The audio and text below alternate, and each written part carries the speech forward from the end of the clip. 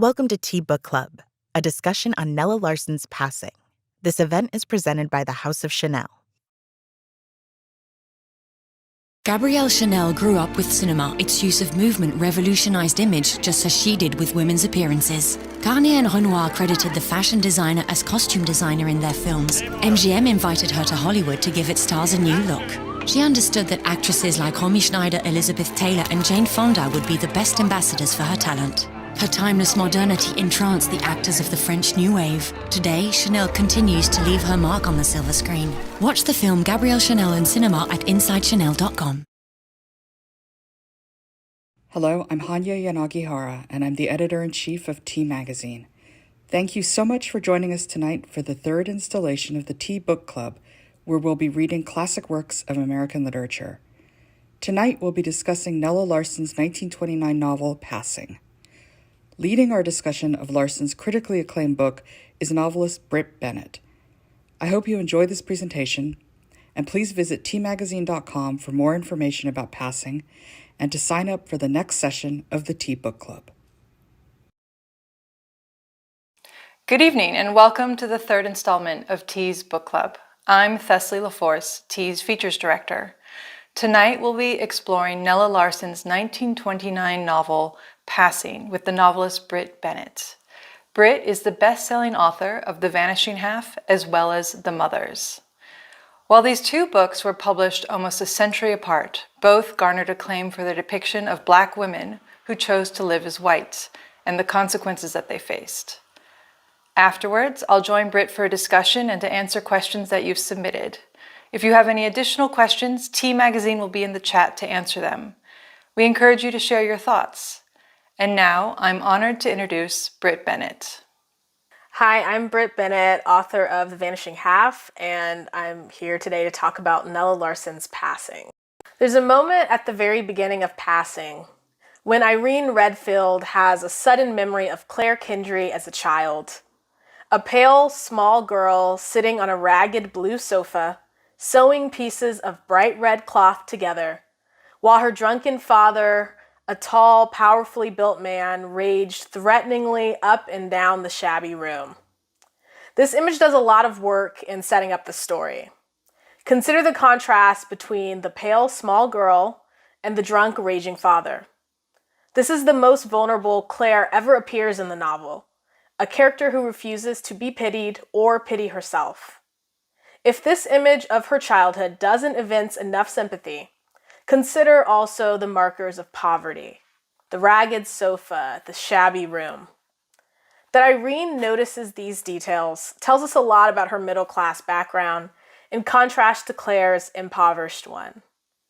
But this image also establishes the stakes and grounds Claire's subsequent decisions to pass as white and marry a rich white man as an attempt to escape from that suffocating shabby room. This opening image also tells us a lot about Nella Larsen, the author.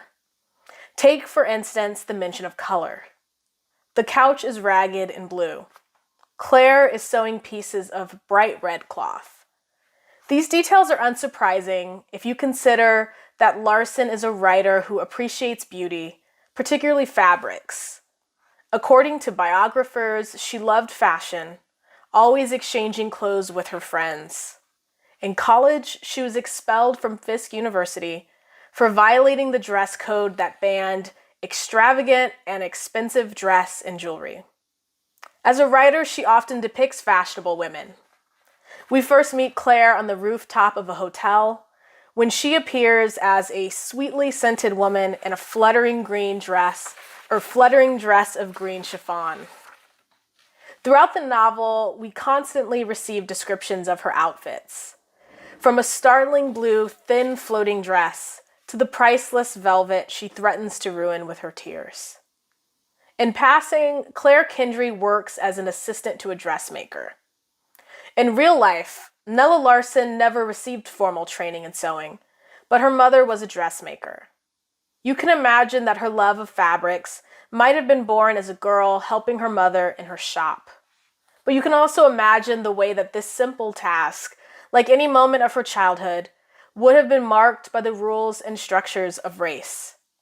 Nella Larsen was born in Chicago to a white mother from Denmark and a black father from the West Indies. She was read then as the visibly black daughter of a white mother. In Search of Nella Larsen, George Harrison posits that when customers came to the Larsen house, they probably assumed that the colored girl was a servant or apprentice rather than the white dressmaker's daughter. It's possible, he says, that for the sake of business, she and her mother pretended that they were not related. At the time, to be a white woman with a black daughter meant that people assumed you were a prostitute. So Nella's very presence brought shame on the family and threatened her mother's livelihood. Larsen's father died or left shortly after she was born. Her mother later remarried a white man and gave birth to another daughter.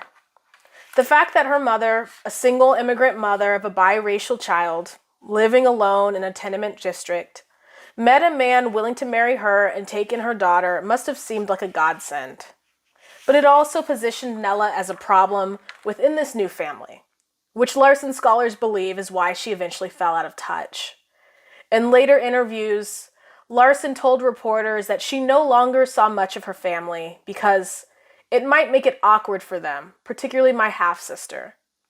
From early childhood then, Larsen experienced race with the knowledge that her inability to fit in the proper categories made her a problem that must be mitigated somehow.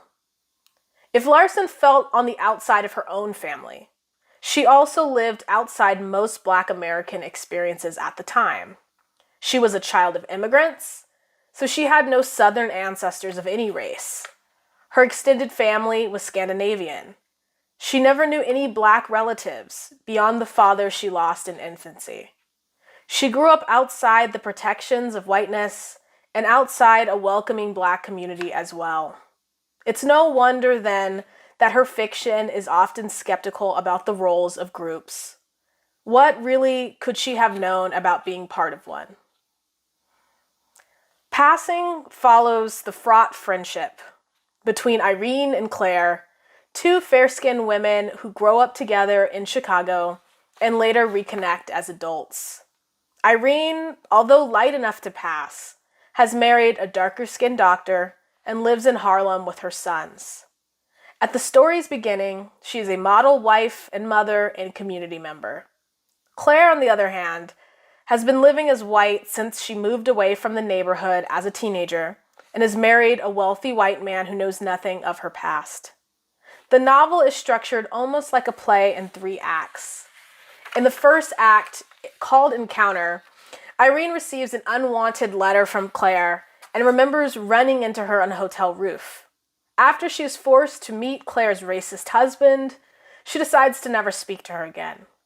In the second act, Re-Encounter, Claire reappears in New York and pushes her way into Irene's social world. And in the final act, Finale, Irene becomes convinced that her husband Brian is in love with Claire. The novel ends when Claire's husband finds her at a Harlem party and finally realizes that she is Black. One moment, Claire is balanced on a window ledge as her life crumbles around her. The next, she has fallen to the snow below. Although the text is deliberately obscure about whether Claire slips, we're left to conclude that Irene has pushed her in order to protect her marriage as well as the racial status quo that Claire threatens. In light of Larsen's own life, it's interesting to consider that Passing is a novel about a longing for Blackness. We might expect a book about passing to be about a character who desires to be white. But Claire, in fact, considers whiteness to be rather banal. Whiteness is an uninteresting choice that characters slip in and out of as a matter of convenience. Blackness is the thrilling desire that lingers at the edge of Claire's grasp. What Claire wants, what Claire has always wanted, is to escape the shabby room. Not into a world of whiteness, but into the world that Irene occupies, a middle-class Black life. Her inability to be accepted within the Black world is what drives her to become white. When she later decides to rejoin Black life, Irene refuses to let her return and sends her back to the white world where she believes Claire belongs. If we can find similarities between Claire and Nella's childhoods, it's notable that our point of view the entire novel is Irene. Some early reviewers considered this a flaw of the text. After all, who wants to be in the mind of steady, rule-following Irene when we could be closer to the rebellious, glamorous Claire? One reviewer argued that if Larsen had presented Claire directly, she would have written a more satisfying character. As it is, her problem is never clearly stated, the critic argues, and in the end is evaded. That the reviewer sees Claire as a nagging narrative problem and wants her to be clearly explained speaks to the limitations of Larsen's audience, as well as why this novel still feels fresh 100 years after its publication. Claire frustrates Irene and the reader because she feels no loyalty to race. Irene, on the other hand, feels so loyal to race that she forces herself to keep Claire's secret, even when she starts to believe that exposing Claire might save her own marriage. She was caught between two allegiances, Larsen writes, different yet the same, herself, her race, the thing that bound and suffocated her. As Claire begins to infiltrate her life, Irene feels her marriage start to unravel. Her husband, Brian, wants to move to Brazil, which he imagines as a utopia where they will be free from American racism. Irene rejects his fantasy of a raceless nation as soundly as she rejects Claire's racial wandering. She feels secure in the boundaries of race, even as she feels them tightening around her. It's telling that reviewers considered Claire, not Irene, the problem that Larsen needed to explain. What remains of Nella Larsen's literary legacy often feels as mysterious and elusive as Claire Kendry herself. What we know for sure: Larsen published Passing to acclaim and later won a Guggenheim Award. Then she was dogged by a plagiarism scandal and underwent a traumatizing divorce. After traveling to Europe to write, she returned to New York to never publish again. For years, she remained in her circle of artists and intellectuals. Then in the late 1930s, she became reclusive. Eventually, even her closest friends stopped hearing from her. In her later years, she returned to the profession she'd held before becoming a writer. She became a nurse. Literary scholars often describe this period of her life disparagingly. She disappeared, she fled, she quit. But in his biography, George Hutchinson writes that not only was Nella Larsen a great nurse, but she enjoyed the work. She became one of the highest-ranking nurses in New York City, and the nurses that she supervised loved her. My favorite detail about this era of her life is that even while working as a nurse, Nella Larsen was still stylish, wearing antique jewelry and diamond rings. To her nurse's uniform, one colleague said, she would add a striking purple cape. It can be easy to forget that classic novels were not always considered as such, and this is certainly true of Passing. The novel was well received in its time, but as writers like Richard Wright began to argue that Black literature should be more overtly political, the book fell out of fashion. As a nurse, Larsen rarely spoke about her past life as one of the preeminent novelists of the Harlem Renaissance. After she died in 1964, she was buried without even a headstone.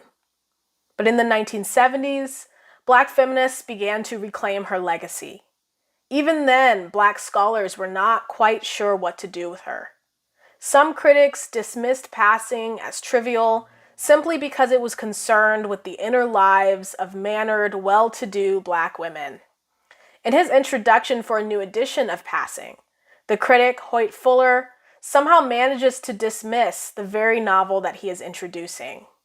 Without the element of intrigue and suspense injected by race, Fuller writes, Miss Larsen's novel might have been relegated to the lost ranks of that massive body of fiction designed to titillate middle-class housewives on a long and lonely afternoon. Which is to say then that as a novel, Passing is a problem because of what it takes seriously and what it refuses to. What it takes seriously is the complex psychology of Black women navigating the absurd rules of race. What it refuses to take seriously is the rules themselves.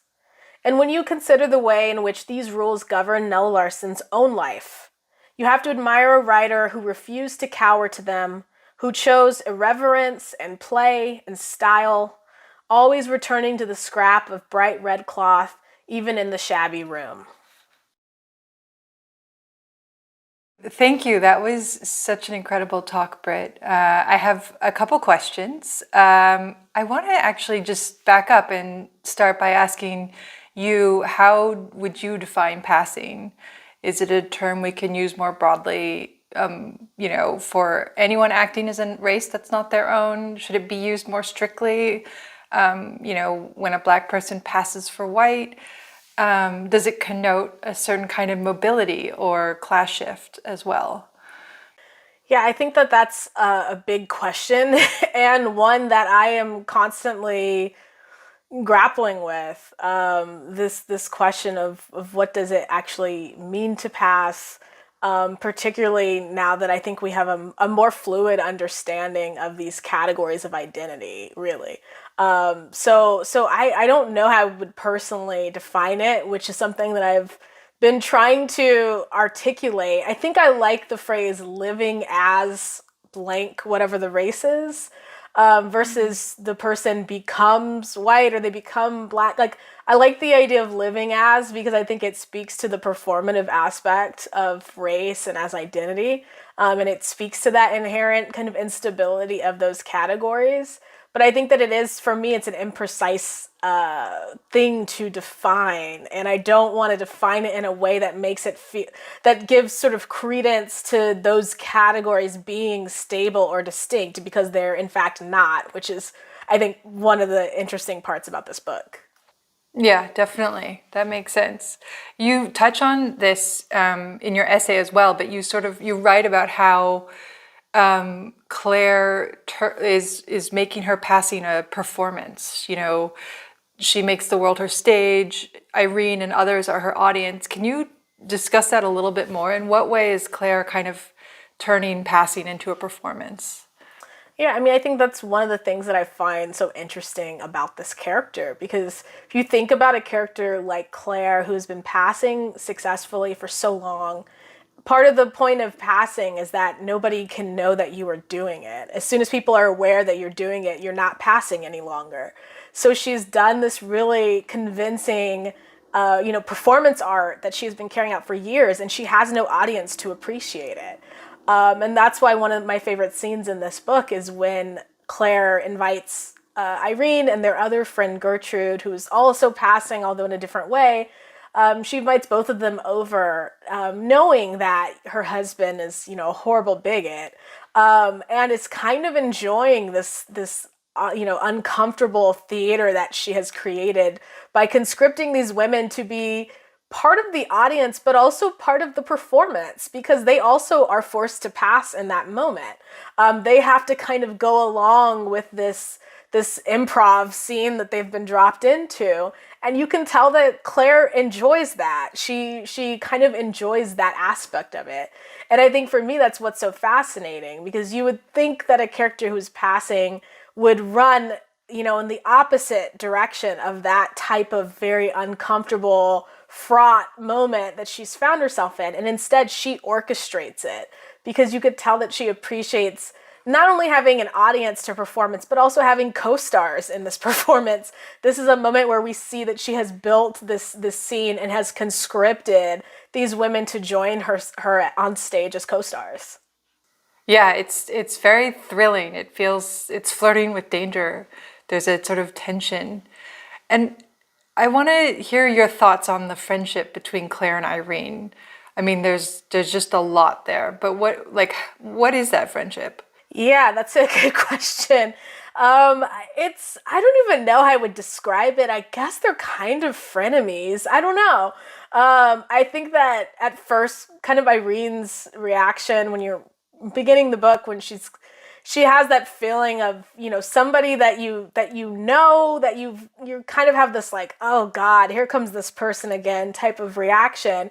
And yet she continues to get sort of reeled in by this character, Claire. So I think there is definitely that tension. There's a way in which Irene is very judgy towards Claire, and yet she kind of feels herself drawn toward her in all of these different ways. And from Claire's point of view, I also think it's a very beguiling relationship, because there's a way in which it feels like Irene is her conduit. She's her kind of entry into this, again, this upper middle class Black world that Claire was never allowed to be a part of when she was living as a Black woman. So there's a way in which Irene is kind of her ticket into that world.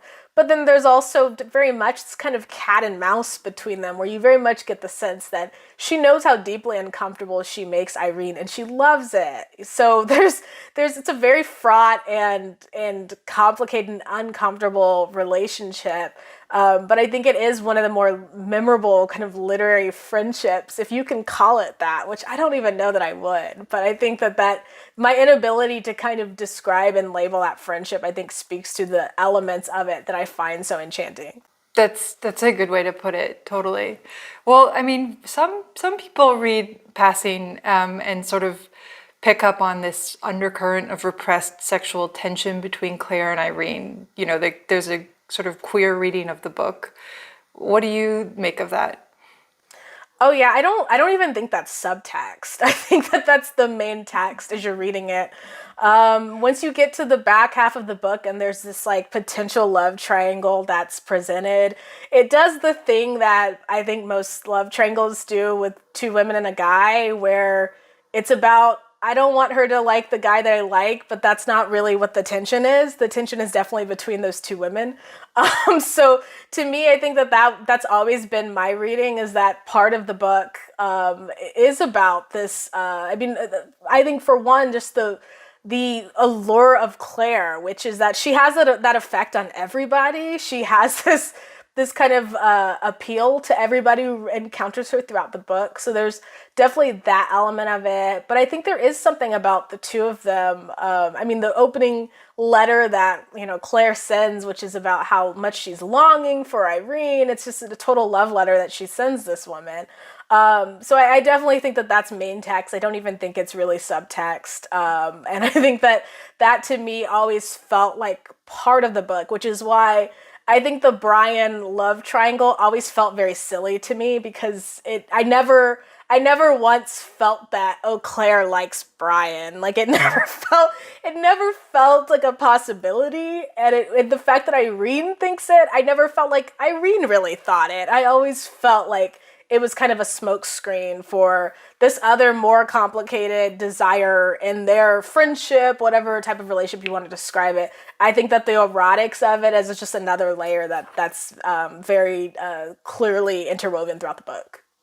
Yeah, no, it almost feels like it is, yeah, Irene's jealousy is more of Brian with Claire than Claire Definitely. With Brian. Yeah. I know. Well, can we talk about Claire's beauty? There's just so many moments where she's described by Larsen through Irene's kind of perspective. I think she has a wide mouth like a scarlet flower, against the ivory of her skin. There's a constant mention of her dark eyes and her golden hair. But what else about Claire is so seductive, really? Yeah, I think I think all of those things that you just described, the sort of, I don't know, the lushness of the language and the way that Irene is like always captivated by her beauty, and always kind of, you get a feeling that she's like overwhelmed by it. So I think there's that element of it. And I also think about Claire being described from, again, the opening of the book as cat-like, which is something that I think about a lot. Obviously it's something that you think about because she falls. That's how she dies, is falling out a window, which, it makes you think of a cat jumping from great leaps. So there's that element of it. But I think there's something elusive, when we think of cats. There's something elusive, mysterious. There's something savage, at least in how I think of cats. There's always a kind of coldness about them.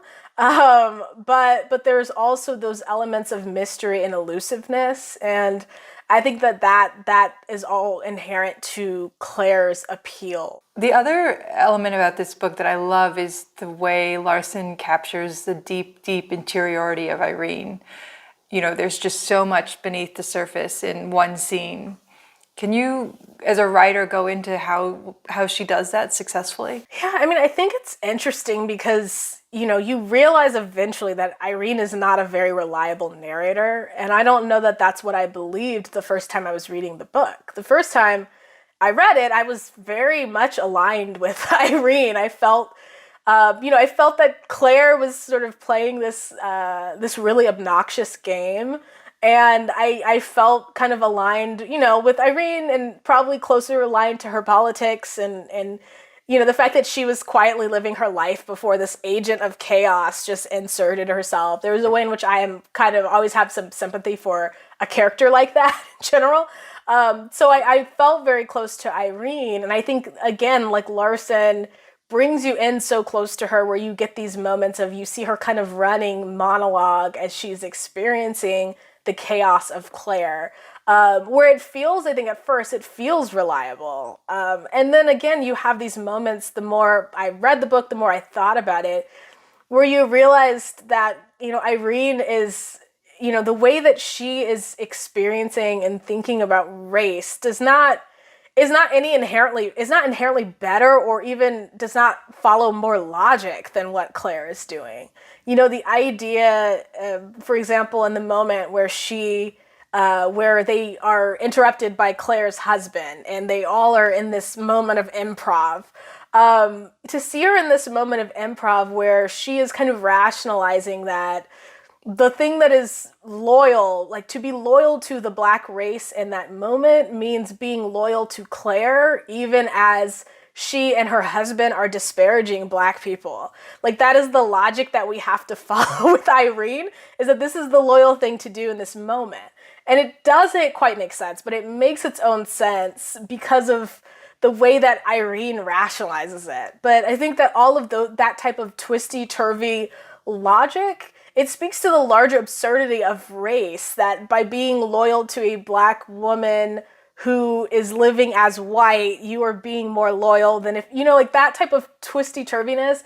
I think it speaks to the absurdities of race and the absurdities of the rules of race that Irene is living in, but also, again, speaks to the fact that she feels safe within something that is trapping her. Like, she's in a cage, and she feels like, this is safe for me. So I think that Larsen is able to kind of peel back those layers by creating this veneer of this woman who seems very respectable and reasonable at first. And then the deeper and longer you stay in the world of the book, the more you start to realize that is the positions that she's taken are maybe not as reasonable as they originally appear. Yeah, I want to touch on that because Irene is also, and I say this with capital letters, a respectable Black woman. She has middle-class values, she has a family, she has servants, she has social obligations, she's part of society. How important is that kind of representation in American literature? Well, I think it's interesting, as I was saying in the talk, in light of Nella Larsen's own life, that she has this woman who is respectable in all the ways that you've described, and the sort of the take that the book has on that, and the take that the book has on what Irene is doing, is not quite flattering, And I think that there's a way in which Nella Larsen herself was often skeptical of those types of circles that to some extent she was a part of. This is a woman who married a prominent academic. She was in these circles of Black writers and white writers and artists, and was doing all of the kind of, to some extent, the sort of glamorous Harlem Renaissance hobnobbing that at least I romanticize as a contemporary writer. But she was doing all of that and was living and operating in some of those same spaces. So the fact that she is able to be critical of the kind of futility of all of that, I think speaks to a lot about Larsen as an author, and also some of her experiences of also feeling on the outsides of those worlds, even as she joined them. So I think that I I feel a defense towards these, well-mannered Black women that, the critic that I quoted said would titillate bored housewives. There's a way in which I'm defensive over those types of characters because I love a story about the complex inner life of a well-mannered Black woman. I just love that. I find it fun and entertaining. But at the same time, I also enjoy the way that Larsen is able to kind of not even make fun of, but the way in which she is able to sort of critique the worlds in which Irene is operating, and the spheres that she moves around. Yes, I agree. Well, and that sort of leads me to this scene that I find particularly compelling. It's outside of the Irene-Claire dynamic, but it's when Brian, her husband, and Irene are sort of fighting very respectably and like passive-aggressively over how to educate their two sons about racism, because I think one of their sons has been called a slur at school, and Brian wants to talk about it with his children, and Irene wants to wait until the kids are older and preserve their innocence. It struck me as very contemporary, but what did you think of that scene? I think so, and I think it's a moment. I think the best conflicts in fiction are conflicts where both people are right. I think that that's a moment where I felt like they were both right. I understood where Brian was coming from, that this is something these kids need to understand about the world. And I also understand where Irene is coming from, of wanting to shield them from these really harsh realities they will learn eventually. And I think that battle between the two of them, you understand, again, reading it, I'm always kind of aligned with Irene, because Brian can be, he can come across as a bit of a jerk in a lot of these moments, even though I understand his frustrations and I get why he is, fed up with America. At that moment and at any time, I would be sympathetic towards his frustration with American racism. But at the same time, I understand why, Irene is like a woman. She's kind of done everything right. And she has this feeling of like, I've done the things I was supposed to do. Like, I am part of the, I think it was Negro Welfare League, whatever. I think it's supposed to be the Urban League. It's like a fictional organization that Larsen created. But she's like joined the, upstanding Black people organization, and she's taking tickets at the ball, and she's got the kids and they're raising them, and she's done the things that she is supposed to do to live this respectable middle-class life, and her husband is miserable. Like, he hates it. He wants to leave. And then she's got this Claire who shows up and like has kind of taken her careful life and thrown it into a tailspin. So I do understand, in light of all of that, Irene's deep frustrations, and I understand why she and Brian are in this kind of moment of fighting about this. Because like I said, I think they're both right, and the concerns that they have are evergreen concerns. Mm-hmm. Yeah, I agree. The ending, I want to talk about the ending. To have, I guess, spoiler alert, but to have Claire die is somewhat controversial, because I think some people feel like, Larsen's killed off her problematic character. But then, I personally see it as a very decisive, dramatic ending. But what do you think? Do you think it's a successful ending? Could there be a universe where Claire doesn't die? Yeah, it's hard to imagine that, because I think there's a way in which, reading that moment when Claire is finally exposed by her husband, there's a way that you could read that as, oh no, Claire's life has ended.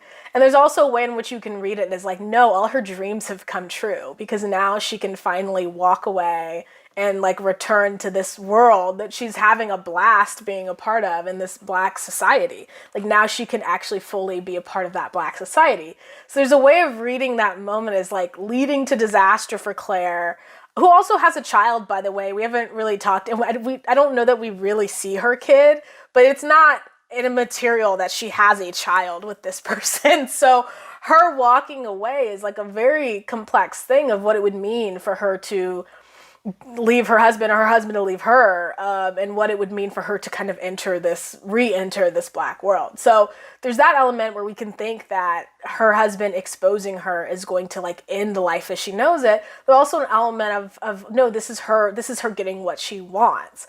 And I think that maybe how you see that depends on kind of how you read that ending. Because I think for Irene, I think she reads it as, no, she's getting everything she wants, which is why she must be thwarted in this moment. But I think it really depends. I think the first time I read the book, I probably read it the first way. The second time or the following times that I've read the book, I don't remember all the times I've read the book now, but after that, I started to see it as like, no, this is a moment when Claire has been kind of liberated from this marriage. And you see it in her face that she kind of smiles, like she's kind of thrilled by this dramatic culmination of her husband bursting into this party and confronting her. She was kind of amused by it. She's kind of, and there's a sense that she's at least partly enjoying this experience. So I think part of it depends on how you read that moment. But I do think it is, I think from a craft point of view, I find the ending a little frustrating because it's one of these endings where it's like, and Irene, point of view character who you've been close to the whole book, she could not bring herself to remember what actually happened. And you're kind of like, okay, I understand that she is like repressing her feelings over what she does, but to me, it's sort of like an ending of like, and then the character blacked out and then they woke up and that was the end. It does give you that type of ending. So I think as a novelist, there's a part of me that's a little bit like, okay, I don't know how I feel about that technique. But I think everything kind of leading up to those moments, the way in which we have this big climax with Claire sitting on that ledge, I think all of that, I think, is a really thrilling sort of end to the book. And I think the fact that it's kind of mysterious and you can read the endings in different ways and you can read Irene in different ways, I think that central mystery, again, speaks to partly what was confounding to readers at the time even about the book itself and about the ending of the book. People wanted something that was more conclusive. They wanted to know who was right and who was wrong, and Nella Larsen did not give us that. And I think that also is partly what I admire about the book and why I think we still read it and enjoy it, is because it did not very clearly and satisfyingly deal with the problems of these characters in a way that was going to appease everybody as they were reading the book.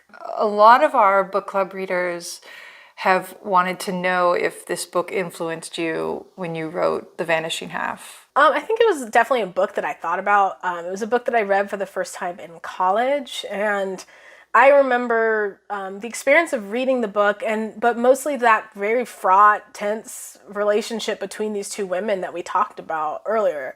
To me, the idea of this story about passing, one woman who passes, one woman who doesn't, and there's like a fraught dynamic between them. I think that those are very much seeds for The Vanishing Half and things that influenced kind of how I thought about it. And I think also, as we talked about kind of sexuality in this book, I remember I had a professor who said, stories about passing are often about multiple forms of passing. And in this book, maybe one element of that is sexuality. And in my case for The Vanishing Half, I knew that I wanted to tackle these multiple forms of passing, and I also knew that there was, literary precedent for it, and it was something that was kind of, it was an idea that would be welcomed within that genre of literature to engage with all of these different forms of identity. I wanted to touch on something you wrote about in the essay for T Magazine, which is your own experience both kind of as a published author and as a Black woman, and how there's a certain sort of preconceived notion people have of you because of your race. And you describe a photographer telling you to look sad and strong, like a Black American. Could you talk about that a little bit more? Yeah, I mean, I don't remember really what I said. I just always remembered that because I thought to myself, like, oh, is this what people think it means to be a Black American? Right. Like, that this is what it means to kind of nobly suffer all the time. It's strange. I think right now it's strange to be in a position of hyper visibility in the sense that people are wanting to know what you think about, what's going on right now is the euphemism everybody uses. That experience of people wanting to know what you think and your take on this and that feeling of being very exposed, but at the same time, the feeling of being very invisible and not being seen as a person. And I think that it's that duality of feeling hyper exposed, but also feeling invisible at the same time. And being and recognizing the ways in which white people are projecting onto you. They're projecting their thoughts of what blackness means onto you. And there are moments in which that really comes through in these interactions that I find, strange, disorienting, but things that writers have always been engaging with. And I think that one thing that I really love about Nella Larsen is the degree to which sometimes she was even kind of like a race troll when she was being interviewed. Like, you could tell she was the type of person, if she knew you wanted to get a certain response from her of the correct thing to say as a Black writer in the time, she would deny you that response. She would refuse to really tell you that.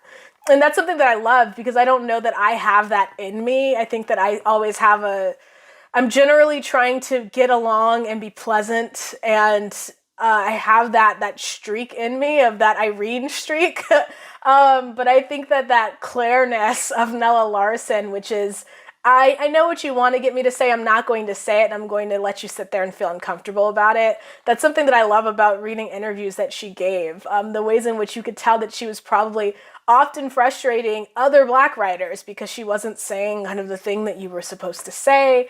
But there's a way in which, again, that speaks to the individuality of her as a person, and seeing herself as an individual and not necessarily feeling like she had to be some type of a spokeswoman for the race.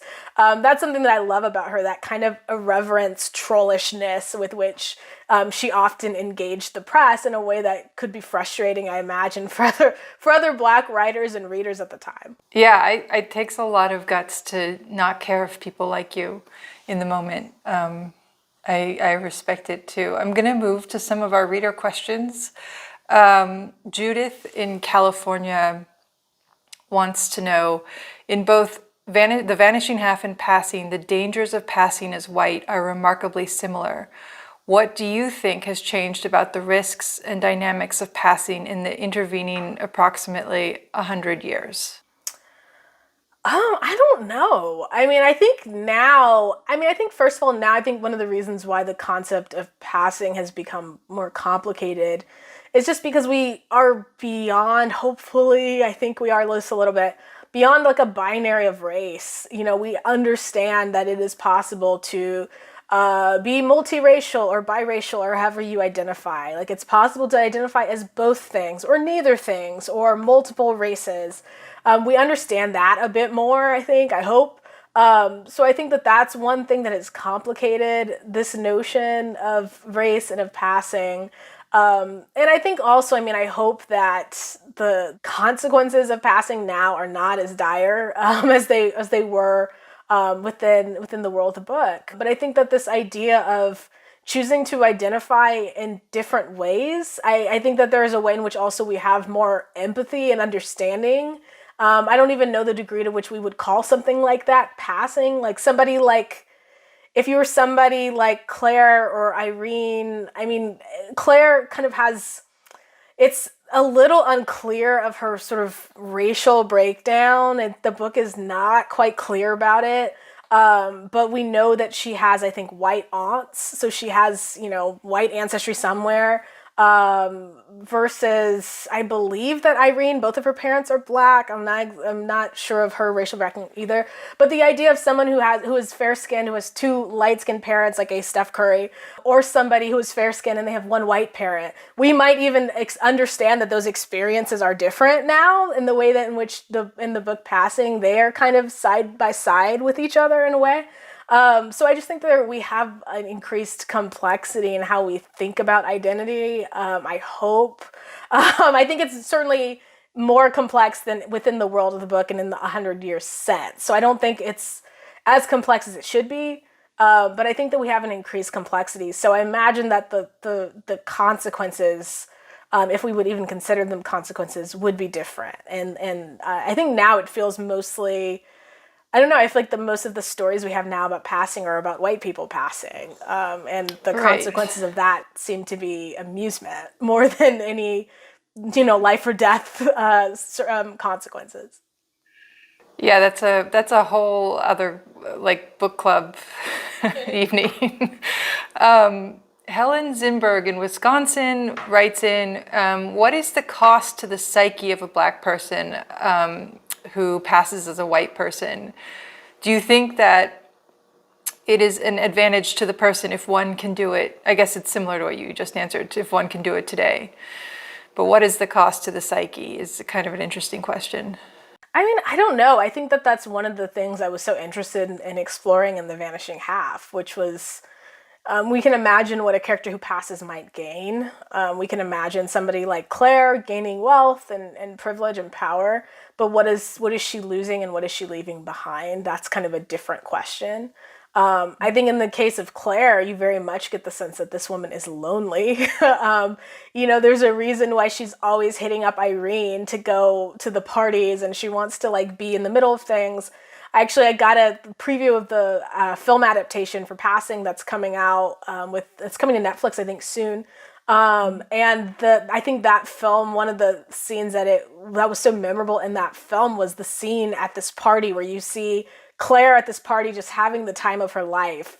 And the film is shot so beautifully, but to see her within this big, lovely group of Black people and she's just having a ball, you're like, yeah, that's what she's been missing. And also her husband is horrible. So, you get a sense that a lot of it is that experience. But I think the real lived experiences of Black people who have passed, it's complex. There are lots of people who leave behind their families forever. Claire does not really have family that she's leaving behind. Her parents have died. She has these aunts who are horrible. So she's not really leaving behind family in that way. But there are lots of people who left behind family and parents and siblings, and they leave that part of them behind. And I think also, I can imagine, and what I wanted to write towards in The Vanishing Half is just the experience to feel like you are in this world that is not meant for you, to constantly be aware of that, to constantly, be aware of these moments, these racial moments that are happening around you, and you feel like people are talking about you, but they're talking around you in this way, which is similar to an experience of just being Black, but it's in a different way.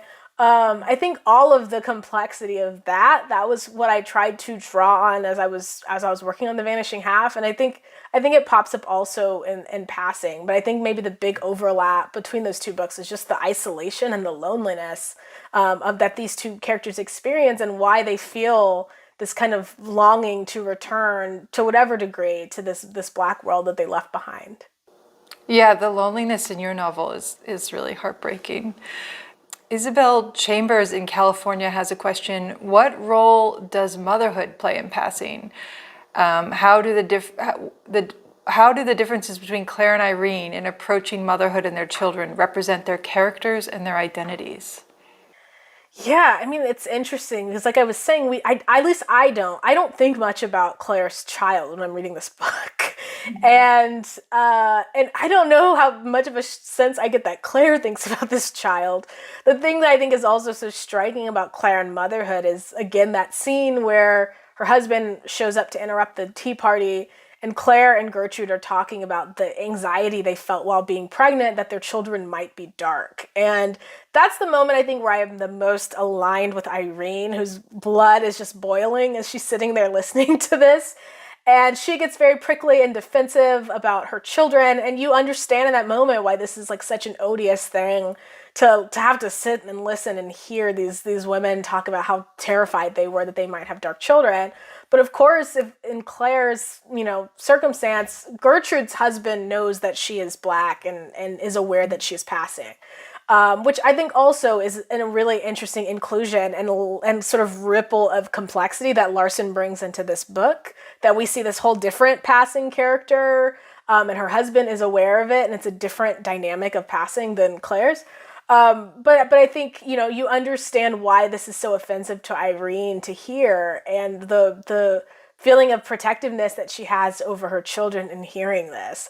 So I think that there's a way for Claire, I think you imagine that her child is something that tethers her to the white world, but also something that threatened her entry into the white world when she did not know whether her child would be dark or light enough. And you can imagine how that would be dark or light enough. And you can imagine how that would be a really complicating, dynamic of that relationship, that she could see her child in this way, which is very different than the way that Irene sees her children, where for all her flaws, you could tell that she really loves her sons and cares about them and is trying to be a good mother. Yeah. Well, and it's interesting too that the three women, as you point out earlier, their own sort of racial identity is sort of all flattened, but they're all kind of defined by who they married. That sort of is sort of an interesting note in the book. Here's a question from Jackie in Maryland. Can you list more books and stories that deal with passing as a post-Reconstruction theme? As we close out Black History Month and enter Women's History Month, it's a timely topic. Can we also discuss how passing occurs in other instances, including sexuality, gender, nationality, and class? It's a big question. Yeah, that is a really big question. I think one that I really love is Caucasia by Danzy Senna, which is also a story of passing about sisters. They're not twins, but they are these sisters who have a black father and a white mother. Something goes terribly awry. The black father and the parents have to kind of go on the run, and the black father takes the darker sister with him, and the white mother takes the lighter sister with her, and the lighter sister now has to pass. So that's a book that is set in the 70s, kind of spans 70s, 80s, 90s. So it's set kind of later in the passing canon. But it's really heartbreaking, the moment where those sisters get... I have two sisters, so books about sisters getting separated are always hard for me. Like The Color Purple, like these moments where this happens, but the moment where these sisters get separated is so devastating. They don't know how to find each other. And you also have this element of this girl having to pass and this kind of new racial reality. So that's one book that's more contemporary that I think is really interesting. And there are other books I think about, Your Face and Mine by Jess Rowe, which is about a world. It's set, I guess, sort of a contemporary timeline, but it's about a world where people can undergo surgery to change their races. So it starts with this character who sees a guy that he went to high school with who is now black and is very confused of how this has happened, and learns that this man has undergone this like experimental surgery in order to change his race. So those are more contemporary stories that are about passing and then engage with it in different ways. But I think that it's kind of an evergreen topic. I think particularly in American literature, it speaks to this myth that we have about self-creation, this idea that you can kind of fashion your own world. And those are two different stories, and they're different than passing in a lot of ways, but they, I think, show that even contemporary writers are still interested in engaging with these themes. Thank you. Great, thank you. Thank you for joining us tonight for the third Tea Book Club, and thank you especially to Brit for reflecting so thoughtfully on such a groundbreaking work. You can find Brit's essay on passing on our website, teamagazine.com. And if you'd like to continue the conversation, follow us on Twitter at @teamagazine, #teabookclub. The next book in the series is The Talented Mr. Ripley by Patricia Highsmith, which will be presented by Edmund White on April 22nd. Please be sure to RSVP at timesevents.nytimes.com. Finally, we'd like to give a special thank you to all of our subscribers. You make our work possible, and we look forward to sharing another great book with you next month. Until then, keep reading.